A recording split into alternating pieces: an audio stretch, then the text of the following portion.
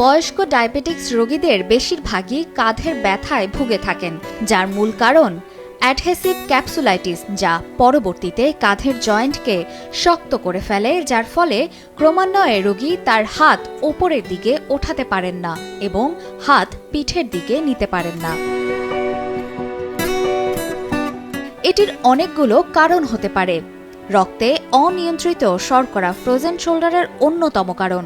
এছাড়া হাত দিয়ে ভারী কিছু ওঠাতে গিয়ে আগে কখনো ব্যথা পেয়েছিলেন, কিন্তু তা গুরুত্ব দেননি, তা থেকেও এই ব্যথা হতে পারে।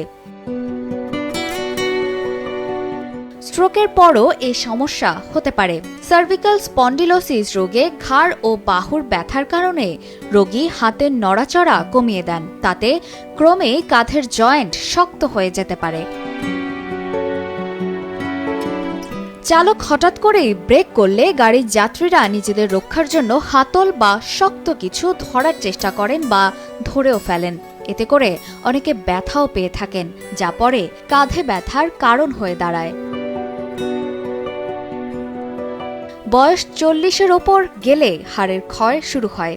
এ সময় জয়েন্টের অভ্যন্তরীণ সাইনোভিয়াল ফ্লুইড কমে যেতে থাকে।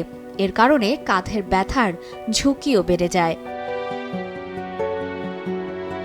কাঁধে খুব ব্যথা না হলে ব্যথানাশক ঔষধ পরিহার করাই ভালো।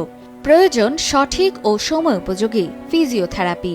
এ রোগের চিকিৎসায় কিছু ইলেকট্রোথেরাপিউটিক এজেন্ট খুব উপকারী। রোগীকে প্রতিদিন কিছু ব্যায়াম করতে হয়। অবশ্যই রক্তের শর্করা নিয়ন্ত্রণে রাখতে হবে। ফ্রোজেন শোল্ডার খুব ধীরে ধীরে সারে। পুরোপুরি সারতে কয়েক মাস, এমনকি বছরও লেগে যেতে পারে। তার জন্য নিয়মিত এক্সারসাইজ করতে হবে।